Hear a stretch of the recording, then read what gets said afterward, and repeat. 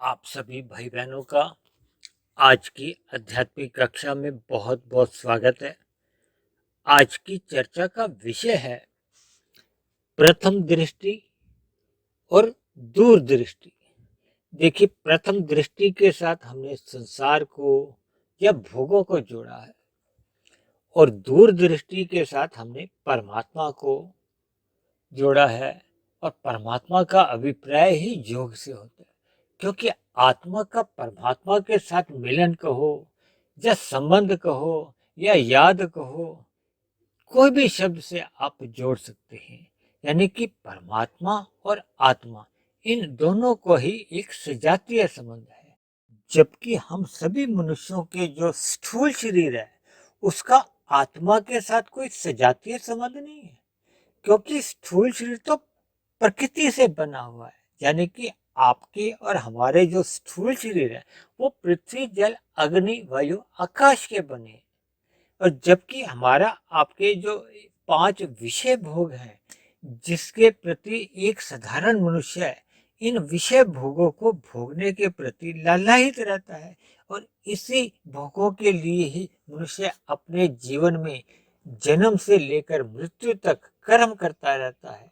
और कभी कभी भोगों में इतना अधिक लिप्त हो जाता है कि मनुष्य कर्म के साथ साथ विकर्म भी कर जाता है, यानी कि पाप कर्म भी कर जाता है। क्योंकि हमारे आपके जो 5 भोग्य विषय हैं, वो भी हमारे जो स्थूल शरीर के जो 5 स्थूल तत्व हैं, उन्हीं के ही सूक्ष्म तत्व हैं। या दूसरे अर्थों में आप यूं भी समझ सकते हो कि जो 5 हमारे विषय भोग हैं, वो सूक्ष्म तत्व ही कहलाते हैं। वो है गंध, रस, रूप, स्पर्श और शब्द। इन्हीं को ही शास्त्रों में तन्मात्रा भी कहा जाता है। यही हमारे आपके जो स्थूल शरीर हैं, जो कि पृथ्वी, जल, अग्नि, वायु, आकाश के बने हैं, उन्हीं का ही निर्माण करते हैं। इसलिए हम सभी के स्थूल शरीर कम या अधिक इन विषय भोगों के प्रति आकर्षित बने ही रहते हैं। यानी कि इन भोगों के प्रति हमारी इच्छा बनी ही रहती है। जैसा कि हम जानते ही हैं कि हमारे 3 शरीर होते हैं: स्थूल शरीर, सूक्ष्म शरीर और कारण शरीर। ये जितने भी भोग जो प्रथम दृष्टि में जो हम संसारी लेकर चल रहे हैं, ये एक स्थूल शरीर के स्तर पर ही होते हैं। यानी कि एक साधारण मनुष्य जो प्रत्यक्ष रूप से जो भोग करना चाहता है, वो तो देखिए स्थूल शरीर के स्तर पर ही संभव है ना। अगर हम मानसिक रूप से कोई भोग करते हैं, तो उसमें तो बहुत ही एक आंशिक तृप्ति हो भी सकती है। जबकि एक साधारण बोलचाल में जब भी हम कुछ खाना खाते हैं या और भी प्रकार के जितने भी हम विषय भोगों के जो एक सुख लेते हैं, उनका अभिप्राय एक स्थूल शरीर के स्तर पर ही होता है। और जब मनुष्य अपने स्थूल शरीर को अधिक महत्व देता है और सूक्ष्म शरीर और कारण शरीर को कम महत्व देता है, तो फिर वो अपनी आत्मा को और फिर परमात्मा को तो और भी कम महत्व देता है। क्योंकि इन सभी के एक एक स्तर हैं। देखिए, जो हमारे व्यवहार में आता है, वो तो स्थूल शरीर ही आता है। और स्थूल शरीर को ही हम जब अधिक महत्व देते हैं, क्योंकि जब मनुष्य भोगों को अधिक महत्व देता है, तो इसका अभिप्राय यही लेना चाहिए कि हम अपने स्थूल शरीर को अधिक महत्व देते हैं। स्थूल शरीर को अधिक महत्व देने का मतलब ही ये है कि हम मिले हुए वर्तमान जीवन को अधिक महत्व दे रहे हैं। क्योंकि स्थूल शरीर तो केवल ये वर्तमान जीवन के लिए है। क्योंकि इस वर्तमान जीवन में जो स्थूल शरीर का जन्म हुआ है, इसकी तो मृत्यु निश्चित ही है। भले ही प्रत्यक्ष रूप से कभी कभी मनुष्य इस बात को स्वीकार नहीं करता कि मुझे एक दिन इस स्थूल शरीर को छोड़कर चले जाना है। और जबकि शास्त्रों में तो इन बातों की बहुत चर्चा आती है कि हमारा सूक्ष्म शरीर, कारण शरीर फिर अपने किए गए कर्मों के आधार पर या बने हुए संस्कारों के आधार पर फिर न एक स्थूल शरीर की संरचना करता है या प्रवेश करता है। क्योंकि यदि मनुष्य धर्मानुसार यानी कि रजोगुण में रहकर, यानी कि अन्य जीवों के साथ छल कपट ठगी किए बिना पुरुषार्थ करते हुए इन भोगों की प्राप्ति के लिए कर्म करता है, तब तो उसका जो कारण शरीर में कर्माशय नहीं बिगड़ता।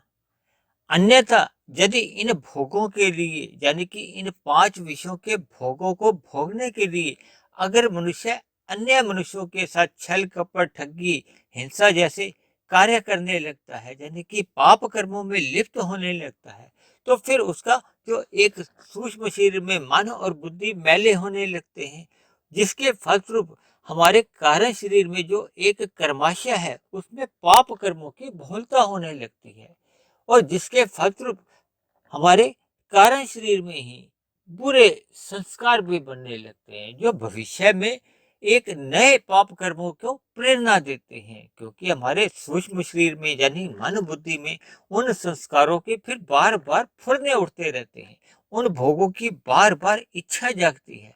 यानी मनुष्य इस पाप कर्म के चक्र में ऐसा फंस जाता है कि मनुष्य की फिर मरने के बाद नीचे की जोनियों में एक लंबे काल के लिए या लंबे युगों के लिए फिर अधोगति होती है। फिर जैसे जैसे नीचे की जोनियों में उसका पाप कर्माशय घटता जाता है, और जब एक ऐसी स्थिति बन जाती है जब पाप कर्म घटते घटते पुण्य कर्मों की बराबरी में आ जाते हैं, फिर पूरे मनुष्य जोनि का एक जन्म कहो या अवसर कहो मिलता है। लेकिन आपको और हमें तो ये मनुष्य जोनि का जन्म मिला हुआ है, इसलिए हमें इन प्रथम दृष्टि में जो संसारी भोग हैं या संसारी जो चकाचौंध में जो एक हमें आकर्षण दिखता है, इस आकर्षण से हमें वास्तविकता की ओर यानी कि अपने सूक्ष्म शरीर और कारण शरीर को अधिक महत्व देते हुए आत्मा और परमात्मा की ओर रुख करना होगा। दूसरे शब्दों में मिले हुए स्थूल शरीर की केवल आवश्यकताओं की पूर्ति के लिए ही धर्मानुसार हमें परिश्रम करना चाहिए, पुरुषार्थ करना चाहिए, न कि अपने स्थूल शरीर की भोगों की तृप्ति के लिए पुरुषार्थ करना चाहिए। देखिए, पाप कर्म तो हमें मनुष्य जीवन में क्षण भर के लिए भी करना ही नहीं है, अन्यथा हमारा बड़ा भविष्य बिगड़ जाता है। लेकिन क्योंकि मनुष्य जोनि आपको और हमें तो ये एक अवसर है साधना करने के लिए, क्योंकि मनुष्य जीवन में रहते रहते ही हम अपनी साधना को एक गति दे सकते हैं। हम जितनी अधिक आध्यात्मिक यात्रा कर लेते हैं वो मरने के बाद भी सुरक्षित बनी रहती है, जबकि ये आध्यात्मिक यात्रा कर पाना तो तभी संभव होता है जब मनुष्य अपने इन प्रकृति के भोगों से यानी कि इन भोगों के आकर्षण से अपनी दृष्टि को हटाता है, यानी कि जो प्रथम दृष्टि में जो हमें भोग अच्छे लगते हैं उन भोगों से अपने आप को अलग करता है, यानी कि इन विषय भोगों से एक दूरी बनाए रखता है। यानी कि हम इन विषय भोगों से अपना वैराग्य उत्पन्न कर लेते हैं। जब तक मनुष्य इन भोगों के प्रति वैराग्य उत्पन्न नहीं करता, तब तक मनुष्य की विवेक शक्ति नहीं जागती। विवेक शक्ति जागे बिना फिर परमात्मा के प्रति उसका रुचि कहो या लगाव कहो या आकर्षण कहो या प्रीति कहो, वो जन्म ही नहीं लेती। ऐसा तो तभी संभव होता है जब मनुष्य मिले हुए जीवन में सत्संग को अधिक महत्व देता है, और सत्संग को वही मनुष्य ही महत्व देता है जब मनुष्य अपनी प्रथम दृष्टि से भोगों से अपनी चिंतन को हटाता है, यानी कि जब उसकी एक दूरदृष्टि बनती है। देखिए, प्रथम दृष्टि में अक्सर मनुष्य का केवल कार्य के ऊपर ही ध्यान जाता है, परिणाम के ऊपर उसका ध्यान नहीं जाता। देखिए, परिणाम क्या है? ये जो आपको और हमें ये जो स्थूल शरीर मिला है, ये मिला हुआ स्थूल शरीर एक सीमित सांसें लेकर आया है या आयु लेके आया है, और हम भले ही हर साल अपने जन्मदिन मनाते रहते हैं, लेकिन हमारी उम्र तो घटती जाती है, क्योंकि एक निश्चित आयु में से जब हम हर क्षण अपनी सांसें ले रहे हैं, तो इसका अर्थ तो यही है ना कि हमारा मिला हुआ जीवन एक छोटा होता जा रहा है, यानी कि हमारा मिला हुआ जीवन मृत्यु की ओर अग्रसर होता जा रहा है। और वैसे भी हमारा मिले हुए शरीर की एक स्थूल जो भोग्य इंद्रिय हैं, वो एक सीमा के बाद शिथिल पड़ने लगती हैं, यानी कि वो पदार्थों के रहते हुए भी उन पदार्थों के भोगों को भोगने में समर्थ नहीं रहती। देखिए, युवा अवस्था के बाद प्रौढ़ अवस्था यानी युवा अवस्था के बाद एक वृद्धावस्था का आना निश्चित माना जाता है।